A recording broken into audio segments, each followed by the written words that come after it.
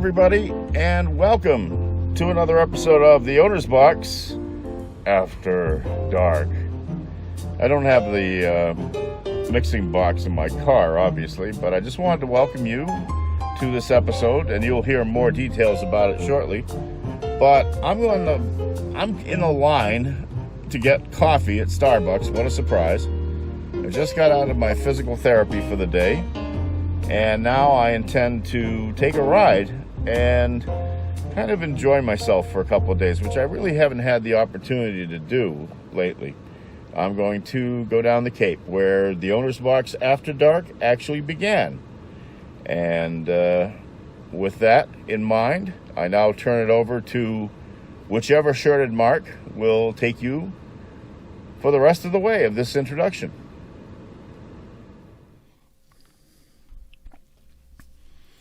Hello, everybody, and welcome back to a more normal setting for episode 40 of The Owner's Box After Dark. Yes, as of course you were told earlier, I'm Mark Farinella, and I'm your host.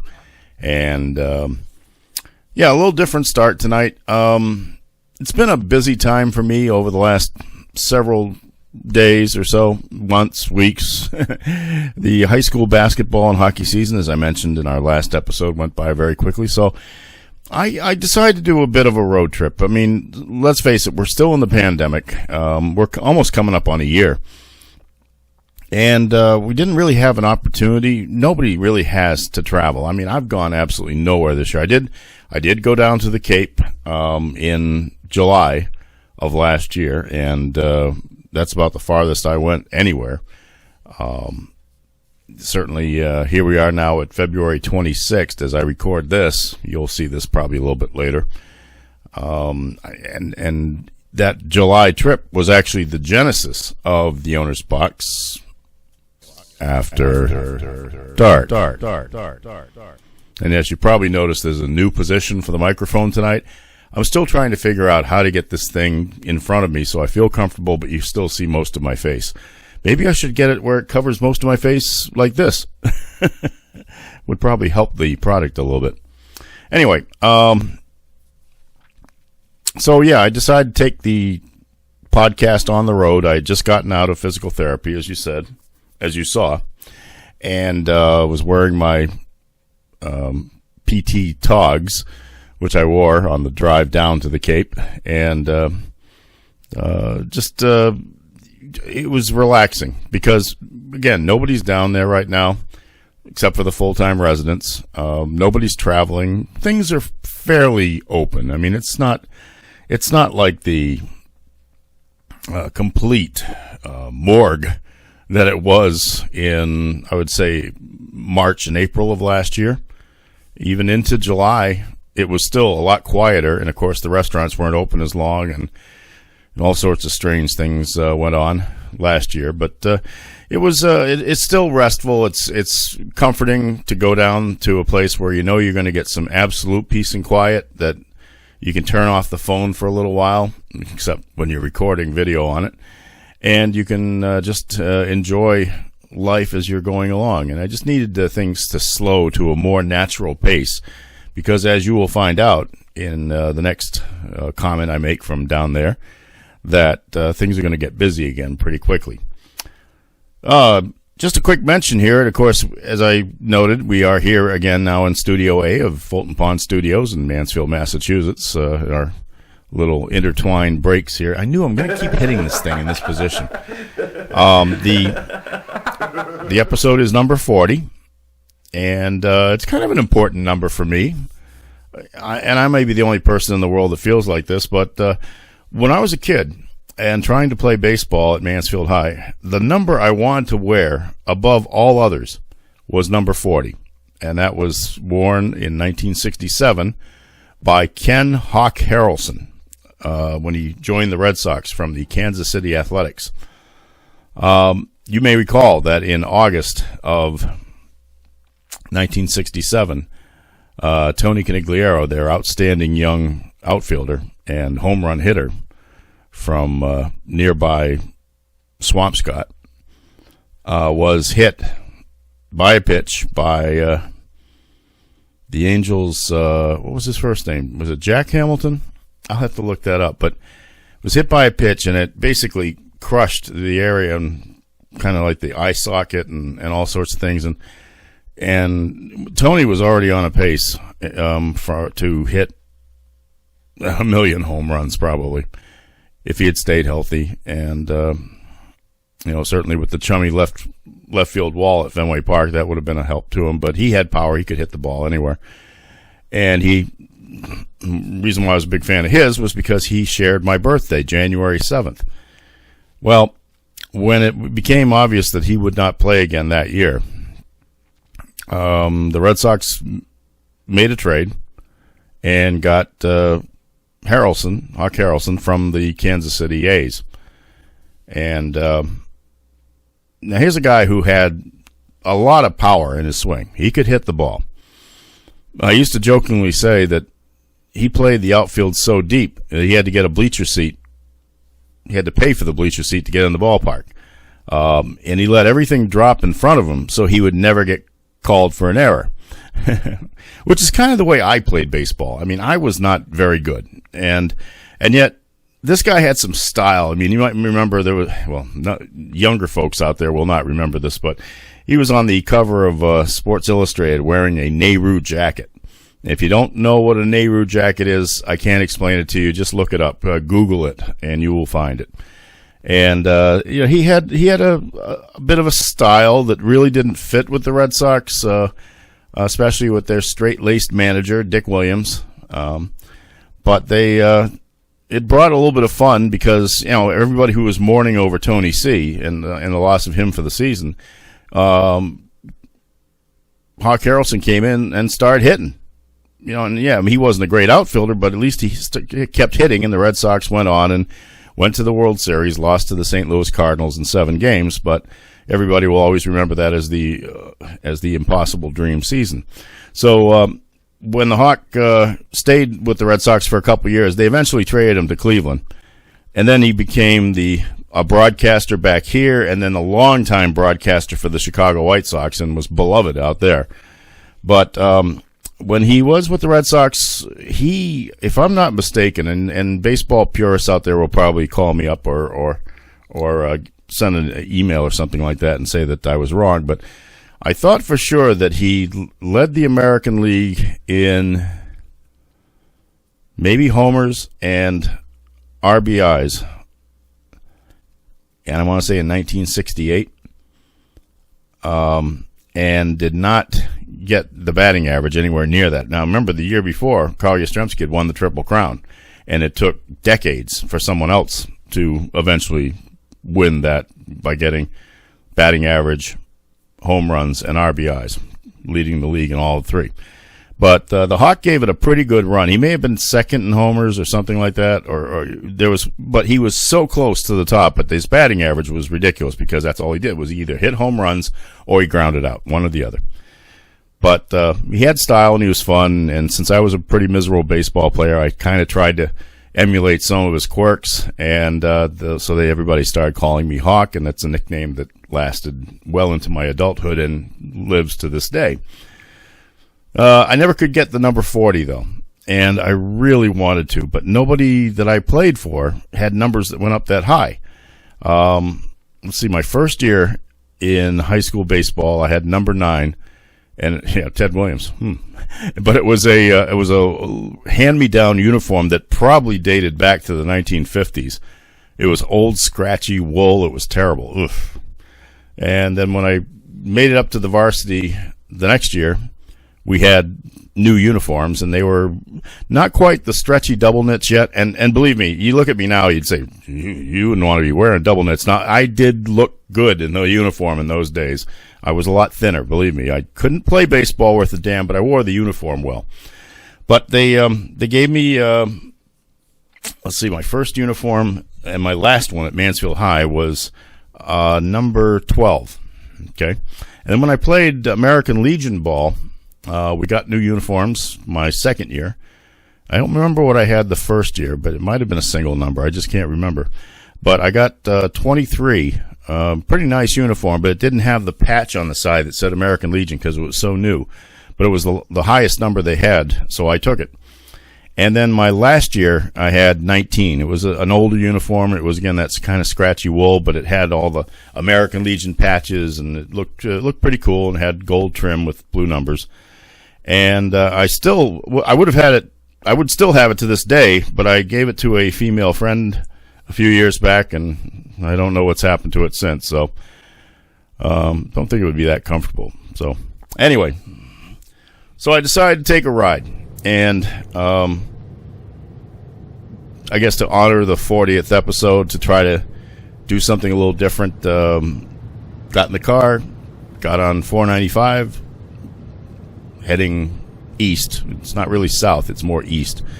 And down to when it turns into Route 25, and then to the Bourne Bridge and to North Falmouth, where a friend of mine has a house, and I like to stay there from time to time. Haven't been able to go down much in the winter for the last, 10 years or so, because my friend has had to rent it out to pay the bills. And look, if you got the property down there and you don't intend on using it, and somebody wants to live down there and pay you for it, you might as well do it. And it helps because he has 2 kids, now college age, but it has helped out a lot. So this year he didn't want to do it. He just didn't want to. It's too much of a pain in the neck to clean up after a tenant. And so he just said, that's it, I'm done with that. And so, once again, it was open, except I haven't had really the opportunity to use it that much. He's always trusted me. He's given me a key and said, go down there, check it out, enjoy it, make sure everything's in one piece, clean it up after and when you leave. And of course, it's the house I rent during the summer. And I've taken care of it. I'd like to believe I have anyway, and certainly it's usually just as clean, if not cleaner, when I leave it than it was when I got there. So it's because I respect another person's property, whereas a lot of people just don't. But I haven't been able to use it much this year because I just haven't been able to get free. I've had a lot of appointments, whether it's been doctors or the knee surgery or other issues that are, and of course, doing play-by-play for basketball and for hockey and other things around here. So finally, I did, after the schedule kind of like opened up, I had the chance to just get in the car, drive down. Got there the first night, just kind of got a few small groceries because I wasn't going to stay long. And then the next morning I got up, had a delicious breakfast at my favorite diner. It's called the Talk of the Town on the Route 28A. And family from Watertown runs it. And they've always been nice people. They've run a couple of restaurants down there over the years, but sometimes the business hasn't been there as they wanted to, so they've run one, then they've closed it, then they've re-involved themselves in it, but they're back to now running more than one diner in the area. And of course, they used to have a restaurant in Watertown too, but I think they've given that up. But they're fun people, and they do a great breakfast, and I'm always glad to do it. Then I just decided finally to take a walk on the beach, and I ran into one of the most beautiful days possible. Low tide, sunny, a little bit warmer than it's been, and well, instead of me just prattling on about it, why don't I let black-jacketed Mark tell you the story? Well, thank you, whatever color shirt Mark you are, and welcome to a glorious, absolutely glorious day on the beach here in North Falmouth, Massachusetts. I figured I'd come out and try to get a little bit of a walk in because I'm, got to get the knee some exercise and all that. It's low tide here, as you can see. Of course, I'm backlit now. But what a magnificent day.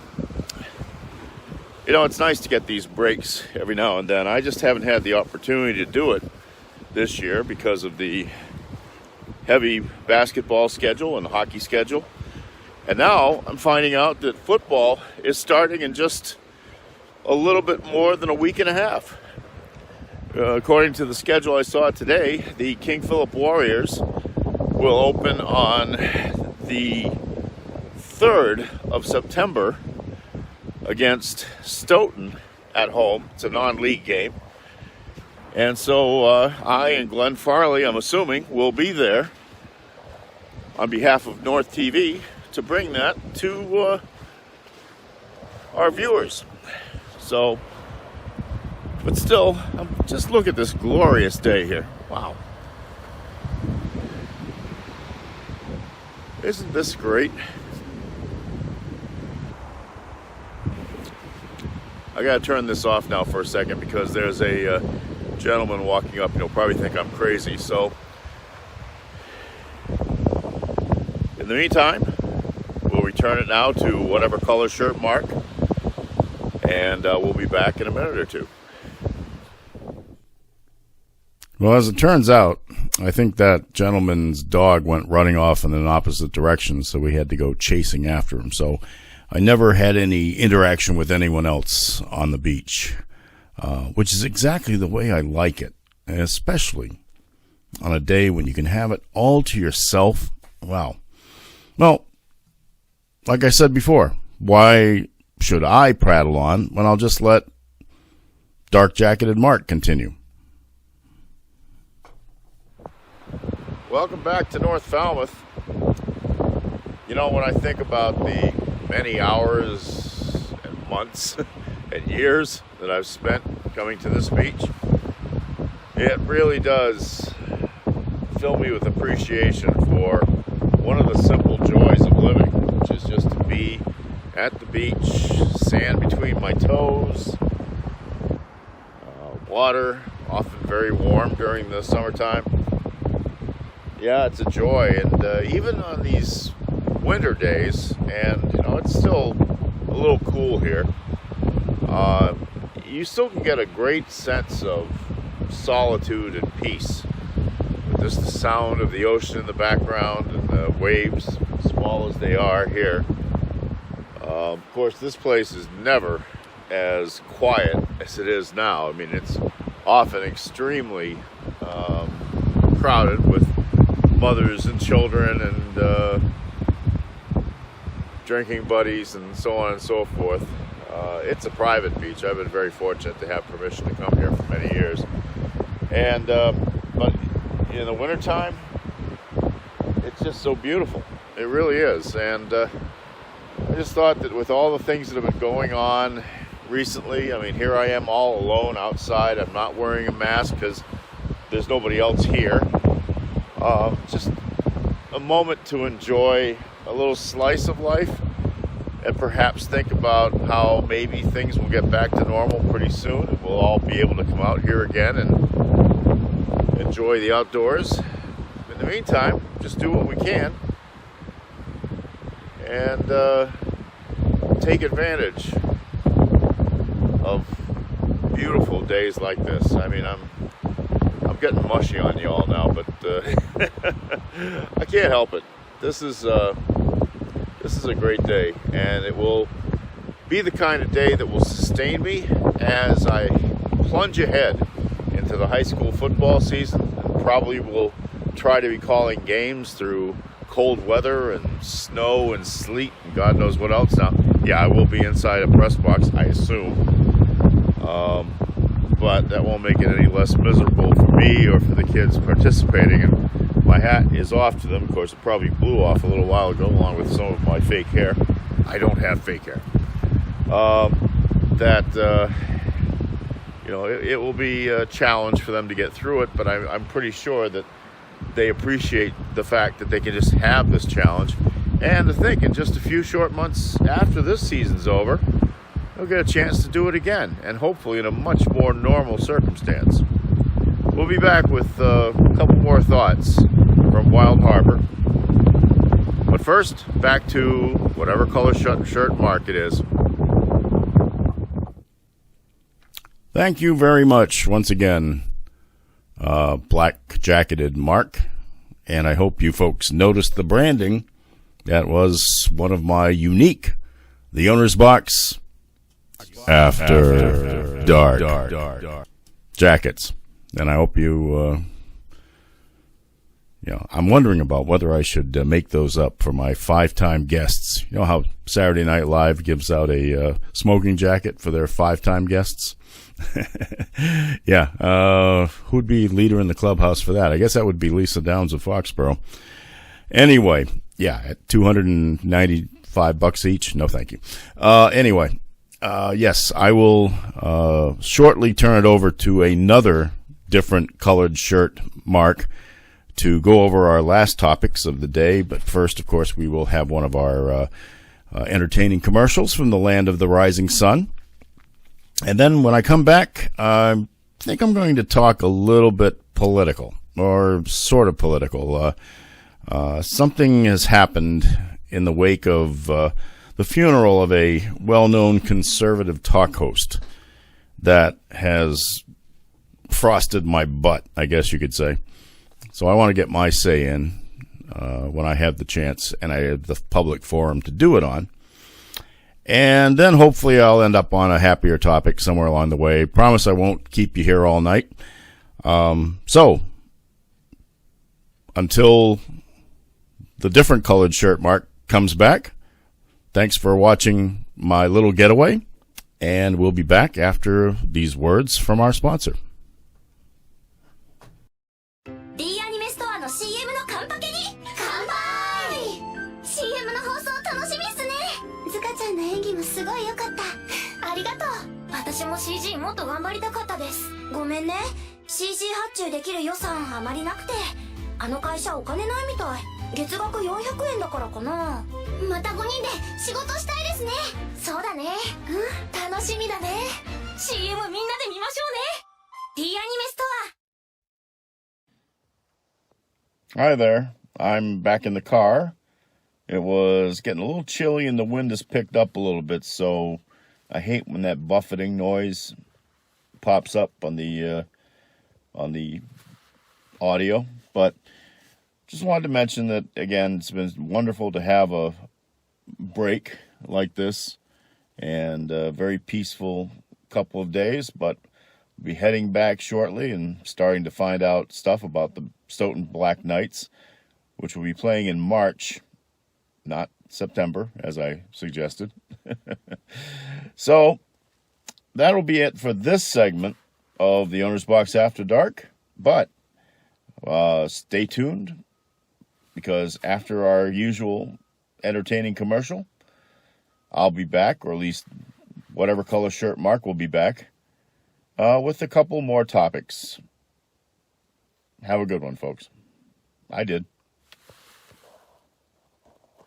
Wagonars 緊張する初めてのドライブお初めての雨マイルドハイブリッドの新しい楽しいよワゴンガール Hello, and welcome back to this episode of The Owner's Box After Dark. I figured I'd change the shirt again. I guess we could call this kind of red. It's got stripes and little inserts of color and a little bit more white right around here. So anyway, maybe that'll help test your monitor for accuracy of color. Anyway, you just saw a bonus commercial. How cool was that? Reason being is that I forgot to add that little segment of me sitting in the car. And since I had already put the commercial in and I didn't think I really wanted to re-edit everything, I just figured, hey, little segment, me talking, and then another quick little commercial, and here I am. So, could you figure out what they were selling in the first commercial with the animated young women drinking beers? I mean, at first I thought it was going to be a beer commercial. And I guess not. They must have been talking about secret Japanese girl stuff. I have no idea what it was. At least the second we could figure out they were selling umbrellas, right? Yeah. One little note before I continue. In the interim between the recording of the last episode and then the recording of my correction, knowing that it was March, not September, that the King Philip Warriors would be playing in, I actually learned that the game that I was talking about, which was supposed to be Friday at home against Stoughton, that's just a scrimmage. So we're not going to be covering that from North TV. I'm pretty sure of that. And the season for the Warriors, the high school football season coming up in March, will start on Friday, February 12th. That's Friday, March 12th. Let's get that right one more time. Friday, March 12th at home against Taunton. And that will be a 4 p.m. start at MacTaz Field in Rentham. So I expect to be there. And I certainly hope that those of you who will be watching on the live stream will be there as well. Okay. Here's the other topic I wanted to chat about tonight. You may have read or heard somewhere along the way that on February 17th, noted conservative radio talk host Rush Limbaugh died at age 70 of cancer. I am not mocking anybody's death here. Am I sad that Mr. Limbaugh is gone? Not in the slightest. Not in the slightest, because of what he brought upon the American public and may have created, a monster which he may have created going forward, is not worth my tears over his death. As I mentioned, he is, and probably was, and will be recalled as the preeminent conservative talk host of his time. Personally, I think it was all BS. Maybe later in life he started believing the lies he was telling everybody, but at the beginning it was just a money grab. It was just a way for a failed disc jockey and an even more failed sales department hack for the Kansas City Royals baseball team to find his way back into the public spotlight. Was it born of honest-to-God belief in conservative values? I don't know. What are those? Conservative values can be anything. I don't hate anybody because they're conservative. I consider myself a liberal, but I have many conservative leanings as well.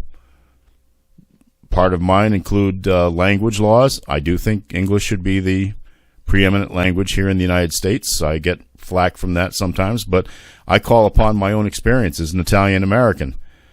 My father, the first of his family to be born in the United States, could speak only Italian until he was about 6 years old, and then he went to Mansfield schools, and gradually he learned how to speak English. Now, granted, that was another time entirely, more than 100 years ago, in fact. But had my parents and my grandparents rather not forced the children to learn, and they, of course, taking that cue and becoming fully acclimated into American society, I might not have been a wordsmith, a journalist, for 41 years of my professional life. In fact, who knows what I would have been. I certainly am glad I wasn't illiterate. But that being said, I also see other aspects of the argument, and thus I tend to try to be open-minded to them, which a lot of these days, a lot of conservatives don't try to be open-minded about anything. If it doesn't fit their little happy white bread existence, then as far as they're concerned, it's wrong and it's an affront against God and the United States of America. So, anyway, Rush Limbaugh basically flunked out of college, Southeastern Missouri State. So he started working as a disc jockey at a small radio station in McKeesport, Pennsylvania in 1971, the year I went to college. His on-air name was Bachelor Jeff Christie. Yeah, that's cool. He bounced from station to station to station for almost 8 years, usually getting fired from each of his jobs because he'd get into fights with the ownership. So at one point he became a low-level flunky in the sales department for the Kansas City Royals. He actually made it into a full-time job there, but it's funny because I think he used to tell the story that I think he said he was in public relations. Well, he got to know George Brett as a player, apparently, and somehow struck up a friendship with him. But he wasn't in public relations for the team. He was trying to sell ads. basically, for the programs. And he didn't succeed at that either. So in 1983, he went back to radio. Got in the door, 1 or 2, 3 more stations. But he got a break from the federal government in 1980. When was it? 1983, I think it was, or 84. President Reagan basically strong-armed the Federal Communications Commission to repeal what they called the Fairness Doctrine. What that was a policy that if you had a guest on your public airwaves that would espouse controversial viewpoints, you were forced by law to offer equal time to opposing viewpoints, and you had to do it free of charge. Well, Reagan managed to get rid of that, and that kind of broke down. You want to talk about tearing down a wall, Mr. Gorbachev. He tore down the wall that basically protected a lot of people in this country. So, with no checks or balances against a loudmouth who basically would say anything controversial just to get noticed, he could gather a following that way. And that basically paved the way for his bombastic style to start gaining a following. In July 1988, Rush Limbaugh was hired by WABC in New York. And that station would remain his originating station of the Excellence in Broadcasting Network until 2014, when he moved over to WOR right across town. Now, he didn't even do the broadcasts from New York. He did them from Palm Beach in Florida, which we'll get to that connection a little bit later. He developed this bizarre popularity, and then it started to branch out into other media. In 2003, he was hired by ESPN to be a commentator on Monday Night Football. He was supposed to give these segments, whether it was at halftime or before the game, I can't remember. I remember seeing one of them, and that was about as many as he did. He did actually 3 weeks in that stint. And then he said something incredibly stupid and racist about the Philadelphia Eagles quarterback, Donovan McNabb, and that basically, he resigned just ahead of the firing pin. They would have canned him, I'm pretty sure, because of it. But his popularity swelled, and I'll tell you how it swelled. It swelled among the backwoods types, okay? And let me give you a little example of that. In 1990, I rented a car, a Ford Mustang convertible, in fact, and drove all over Florida for a week. I just took a vacation, and I just wanted to do something different. So it was now don't get all excited about the Ford Mustang. This was not these big Mustangs, the Studley Mustangs of today. No, this was one of those gas crisis disasters with the tiny little engines and the built like an aluminum box. And it was a convertible, which was kind of nice, but I also ended up with one of the worst sunburns I ever had in my life, because at that time, as much as I wanted to own a convertible, I didn't know that you had to cover your head up when you drove with them. And even then, later in life, when I got a convertible, I still didn't figure that out, and I still ended up with a little touch of skin cancer up here. But I still have a convertible. But so I drove all over the state. Now, remember, we're talking 1990, so terrestrial radio is still the big thing. Satellite radio is in its infancy, basically. And even FM radio out in the sticks wasn't a big thing. I mean, the cities had FM stations, but their reach was basically to the horizon, and that was about it. And so if they weren't super powered, you'd lose that signal after 60 miles. So I was driving hither and yon, up and down, listening to these little hick radio stations, these AM stations in the boonies, and the only thing they had on those stations were church services and Rush Limbaugh. So that's when I started kind of listening a little bit to Rush. It didn't last long. I did not get addicted to him in any sense of the matter. In fact, if anything, I was completely sickened by him. I was most sickened of all the things that he's taken after in the years. I remember during that particular stretch of time, he was on a big kick against what he called feminazis. Women who were seeking equal rights in the workplace, in the voting booth, you name it, anywhere that they needed to be treated as equals. And yet, if they protested or tried to assert themselves in the search for these rights, they were called feminazis by Rush, and of course his rabid yeehaw listening group there. That, again, there's the same people that supported Donald Trump, only after 20 more years or so, they were even more bitter, more angry, and more believing in their mind that somehow something's been taken away from them just because America's become more diverse as a nation. But even in 1990, it was pretty thick, and it was nauseating. So once I stopped traveling in Florida that year, I stopped listening to Rush. But you can't not listen to. You can not listen to somebody, but you can still be fully aware of what he's all about and what he has wrought in another sense too.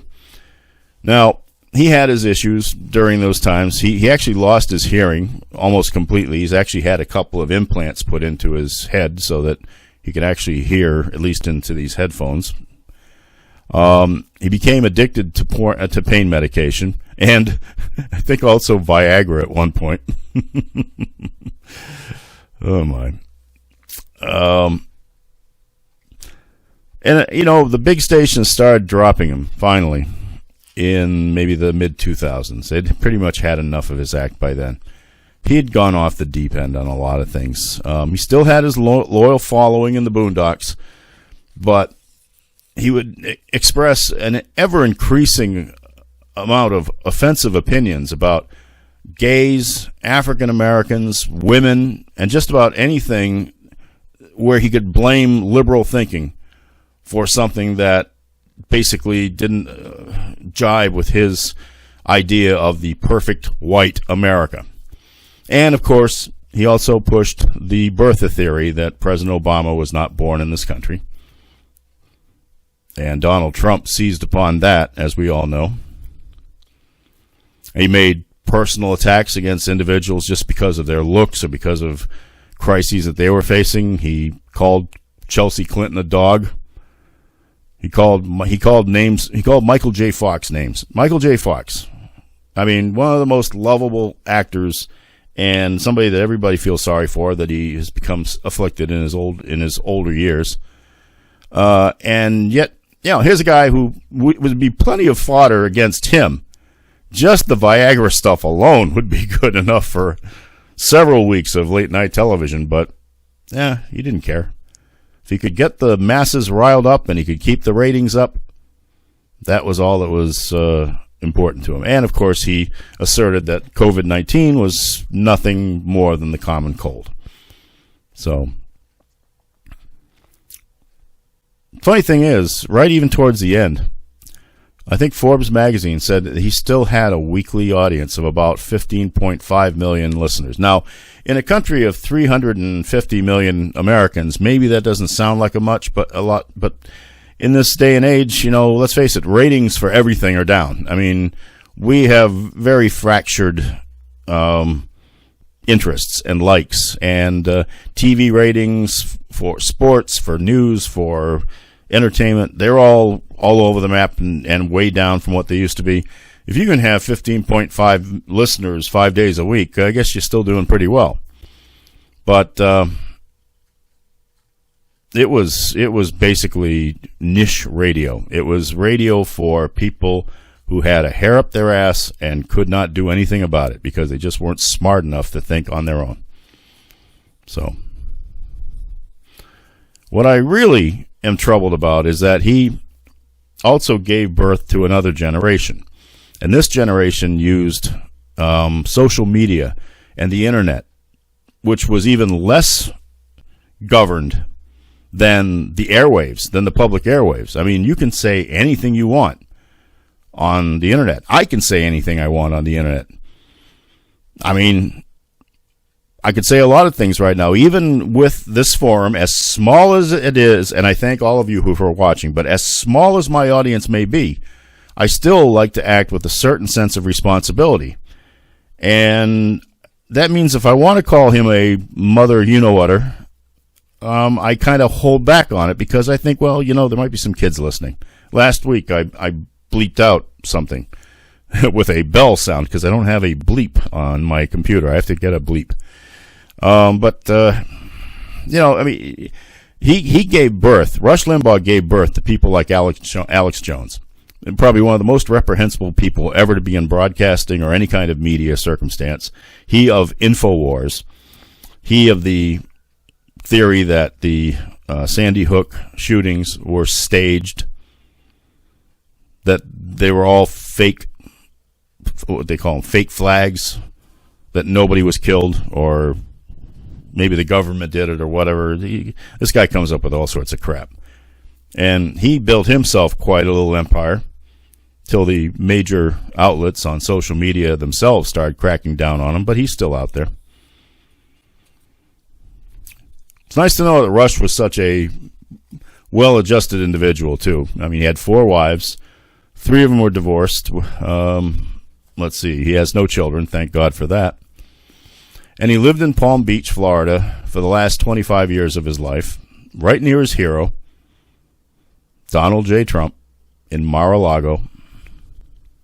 You know that Florida Governor Ron DeSantis has ordered flags throughout the state of Florida to be lowered to half-staff in honor of Rush Limbaugh.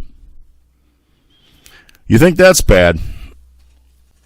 Perhaps the most embarrassing moment in the history of this country was the sight of Rush Limbaugh standing in the gallery at the State of the Union address, having Donald Trump's mail-order wife pin the Presidential Medal of Freedom on him on February 4th, 2020. That's just fucking sick. And so people wonder why I say I would like to urinate on Rush Limbaugh's grave. And I would, too, if I felt I could get away with it. I mean, I'd drink a whole quart or 2-liter bottle of Diet Dr. Pepper, and I'd even chew on some asparagus just to make it especially ripe. The only problem is I just could not run away. I don't have the legs to get away from something like that, so I think I would have to I'd have to bail on that dream. But we can dream, can't we? I guess it bothers me, and I bring this all up because why are we all so afraid of conservatives? I mean, I have friends who are Republicans. A couple of them are actually in public office. And I will admit, I'm having great reservations about voting for them again, not because of anything they've done, but because of where the Republican Party has led this country in the age of Donald J. Trump. And if you haven't renounced him, then you're for him. And he's still there. He's still out there in the ether. I don't have problems with people who have different viewpoints. We all have different viewpoints, and we can learn from each other, and we can make alterations on our own way of thinking to find a better path for everybody. Sometimes the ultimate liberal thought doesn't work. We just can't pull it off. So we need the help of the other side. We need, or the same thing with conservatives. In this day and age, America First doesn't work. I'm sorry, it just doesn't work. And we have to, especially we have to embrace our allies, people who've been with us through thick and thin. They count on us, and we count on them. Because there are still people out there who don't like us just because we at least claim to believe in individual liberties and truth and justice in the American way and Superman. But that's not how it works these days. The COVID relief bill passed, and not a single Republican voted for it. What a surprise. So they're basically telling their voters, many of them who probably need the money more than I do, that, we would give you a $1,400 check in the mail, but because the Democrats want it, we don't want it. So screw you and screw them.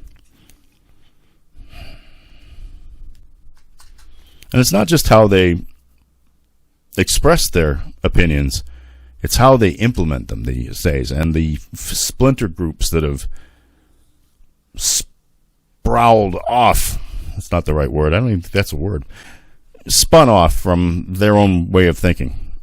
Take the January 6th insurrection at the Capitol, for instance. Liberals don't do that. I'm sorry. Don't listen to what the Republicans are saying about Antifa and all that. By the way, Antifa means anti-fascist. I can get that out. It's much stronger when I can get it out in one saying. Anti-fascist. So that means you would be anti-Mussolini or anti-Hitler. I think those were pretty good things, don't you? But even then, Antifa is not organized. It's not really the Proud Boys. It's not these militia groups in Michigan and other states that are sending fully armed people into the Capitol building at Washington.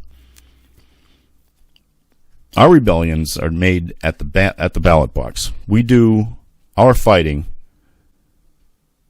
at the ballot box, in the booth, when we make our choices. Now, there's talk that there will be another attack on the Capitol, another insurrection, maybe even as early as March 4th, because someone dug up somewhere that the actual date of the inauguration of a new president would be March 4th and not January 20th. That changed in the last 70 years or so. So now there's buzz on the back channels that QAnon and those groups will amass in the Capitol and reinstall Donald Trump as the rightful president of the United States. Just a little while ago, I had some asshole tell me that Donald Trump is the legitimate president. Well, I told him to go fuck him and the horse that he rode in.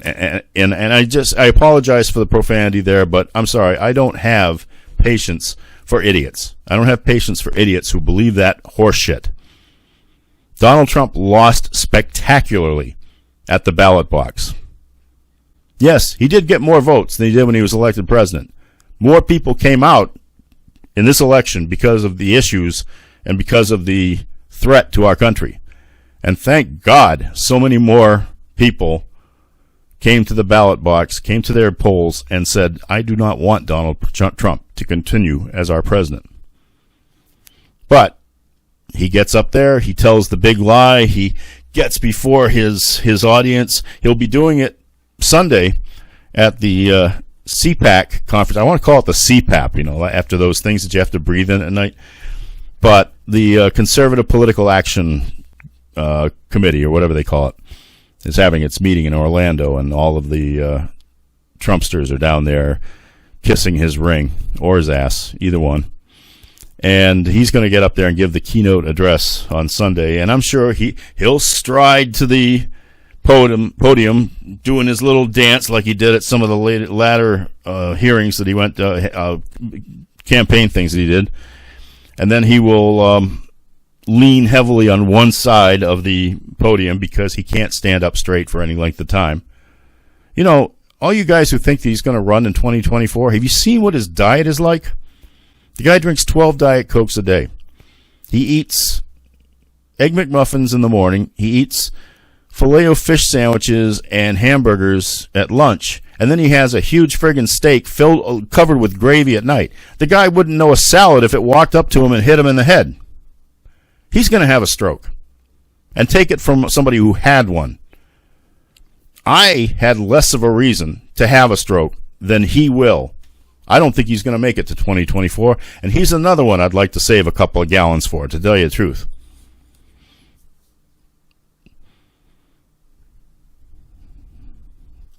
One thing I read that was funny in a way, funny in a scary way, all this talk about March 3rd, March 4th as a potential second wave targeting the Capitol.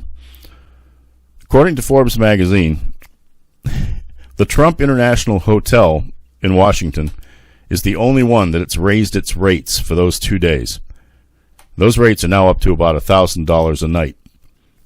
No other Washington hotels have raised their rates for those couple of days. Surely sounds like a stand back and stand by to me. And you know what? Those nitwits will probably pay that as well. In other countries, and I'm not saying this is right, a political figure lurking in the background, offering tacit approval or even open support to a hostile insurrection against the standing government would be dealt with far more severely than how we do it in this country. And some of those nations that would wield the awesome power of vengeance in matters of that sort are actually democracies too. I can think of one. Anyway, if QAnon supporters believe that they've been given another stand back and stand by command, well, maybe it's time for the defenders of the Republic, the real defenders of our Republic, to be given an order of their own from those who want to preserve American democracy. And that order might just be lock and load. I hope it doesn't get to that point, though, folks. Believe me, I don't.